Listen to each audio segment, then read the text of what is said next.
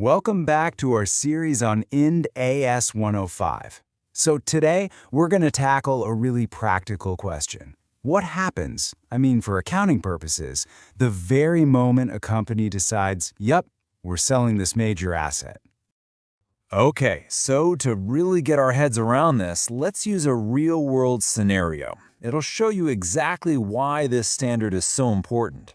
Just picture a company building, right? For years, it's been a workhorse, a key part of their operations. But now, management has a totally new plan for it. So the big question is, how do we actually account for that huge shift in thinking? And to really get it, we're going to follow the journey of this one building. It's kind of cool, actually. You'll see how its entire accounting story pivots on just one single crucial factor: what the company intends to do with it. All right, so here are the basics.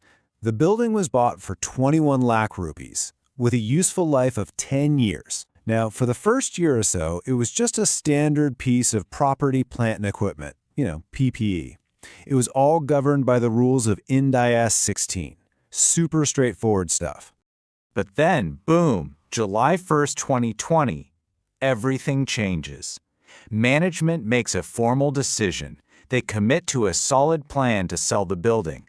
And look, this isn't just some casual water cooler chat. It's a massive fundamental shift in their strategy. So that one decision, it officially reclassifies the building. It's now called a non-current asset held for sale. And the logic here is absolutely key. The company's goal isn't to get value from using it for years anymore. Nope. The goal now is to get its value back from one single sale.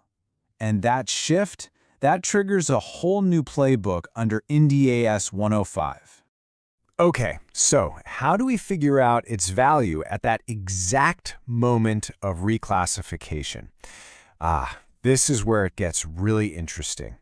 IND AS 105 doesn't leave us guessing.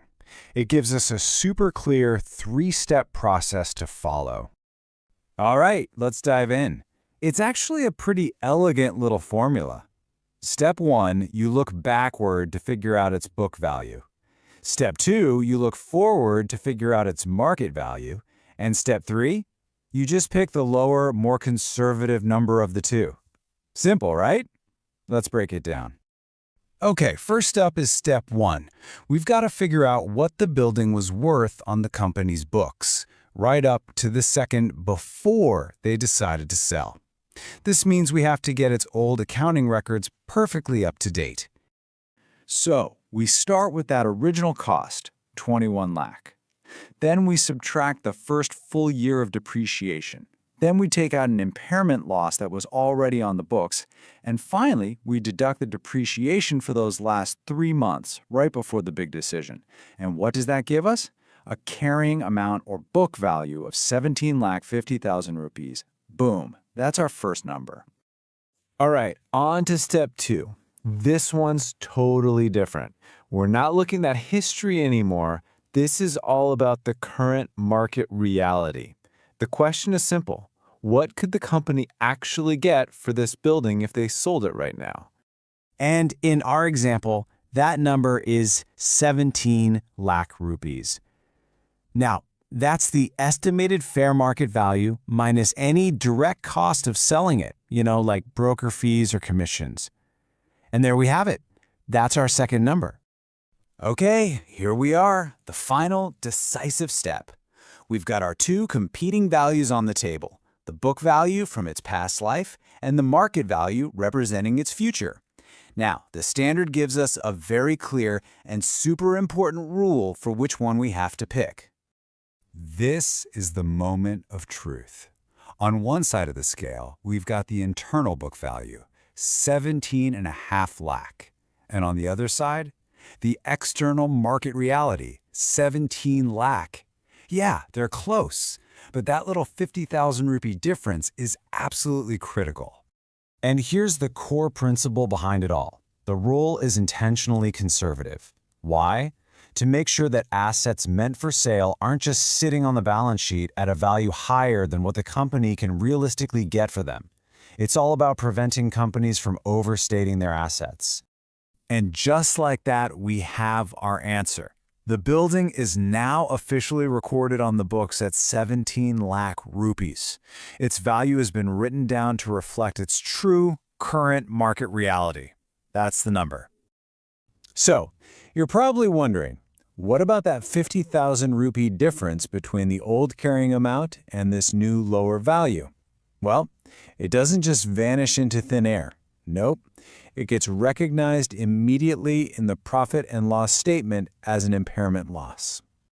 Now, classifying an asset as held for sale triggers one more really important and totally logical change in how we account for it. And trust me, it's a big one. So let me ask you a question. Think about what depreciation is really for, right? It's all about spreading the cost of an asset over its useful life. But does that concept of useful life even make sense anymore for an asset you're planning to sell, not use? Well, the standard is crystal clear on this. The moment an asset is classified as held for sale, depreciation halts. It just stops. Cold. And this just perfectly illustrates the logic, doesn't it? The entire economic purpose of the asset has flipped. The company's intent is no longer to get value by using it, but to get value by selling it. I mean, think about it. Depreciation is all about reflecting the systematic using up of an asset in your day-to-day operations. Since the company isn't going to use up the building anymore, charging more depreciation would be, well, completely illogical. Its value is now tied to the market, not how long it can be used in the business. So, let's lock in the key takeaways from all this. When an asset gets flagged as held for sale, its value is immediately set to the lower of its book value or its market value. Remember, that's a conservative principle to stop companies from looking better than they are. And, just as crucially, from that exact moment on, depreciation stops completely. It's a simple but really powerful shift in the accounting. And that brings us to a final, pretty interesting thought. The value we just calculated, that's just the starting line. The market is always moving, right? So what happens if the fair value of the building changes again? Say it goes up or down after this date, but before it's actually sold. Well, that's exactly what we're going to explore in the next part of our series. Thanks for joining me.